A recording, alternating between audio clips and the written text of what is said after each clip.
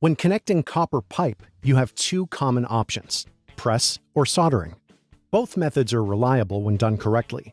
The real difference comes down to time, job site conditions, and how you prefer to work. Let's take a closer look at where each one makes the most sense. So, what are press fittings, and how are they used?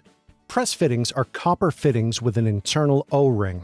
Connections are made using a manual or a battery-powered press tool. You slide the fitting onto the pipe, place the press tool over it, and press. In a few seconds, the tool compresses the fitting, sealing it tight around the pipe. There's no flame, no cooling time, and no need to drain every last drop of water from the line. There are a ton of benefits when using press. A secure connection in about 5 to 10 seconds. No heating, no waiting for it to cool. On a full install, that can cut labor time by 30 to 50%. No torch means no burn permits, no fire watch, and a lot less stress working near wood framing, insulation, or finished spaces. You don't need a perfectly dry pipe. That's a big advantage on repairs or tie-ins, where draining the system completely isn't realistic. The press tool applies the same force every time, which takes a lot of the variability out of the equation. You still clean the pipe, but there's no flux, no solder, and fewer steps overall. You can pressure test the system right away without waiting on joints to cool. No drips of solder, no scorch marks, no smoke, which is especially noticeable in finished or occupied spaces. Some cons or limitations with using press can be higher upfront cost. The battery-powered press tool isn't cheap, and fittings can cost 2 to 3 times more than solder fittings. You're trading material cost for labor savings. Tool dependency. No power, dead battery, or a tool that's out for repair can slow you down. Battery-powered press tools also require professional calibration after roughly every 32,000 presses. Limited adjustment. Once a fitting is pressed, that's it. No reheating and tweaking. If it's wrong, you cut it out and start over. O-ring reliance. The seal depends on an internal O-ring. It's reliable, but it introduces a component that can be damaged by improper handling, debris, or extreme conditions. Fitting bulk. Press fittings are slightly larger than solder fittings, which can matter in tight or finished spaces where every inch counts. Learning curve with tools. It's simple, but not foolproof. You need the right jaws, proper alignment, and full presses every time.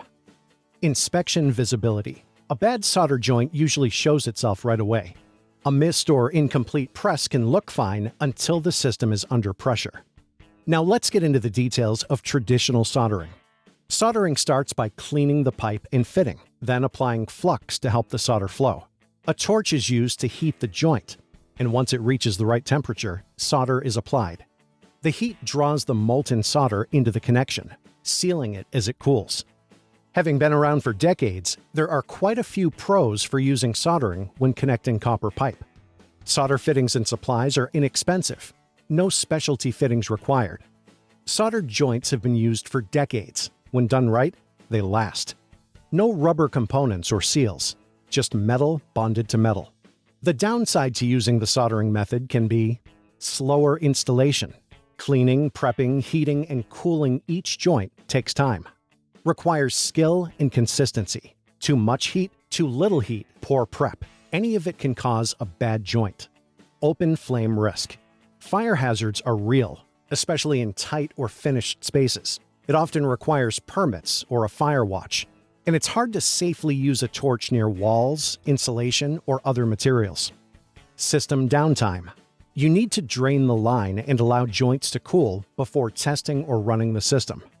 Sensitive to conditions. Water in the line, dirty pipe, or poor access can all affect the quality of the joint. Taking a look at press versus solder side by side, you'll see that for speed, press is faster. Soldering takes more time for prep and cooling. Cost. Soldering has lower material cost. Press has higher tool and fitting cost. Consistency. Press is more consistent. Soldering depends on installer skill. Safety. Press eliminates open flame. Soldering involves fire risk. Accessibility. Press works better in tight spaces.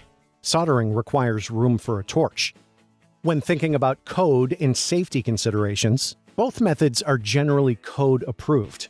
However, local codes may require fire watches for soldering, restrictions on open flame, or approved fittings for specific systems. Always verify local requirements before starting work.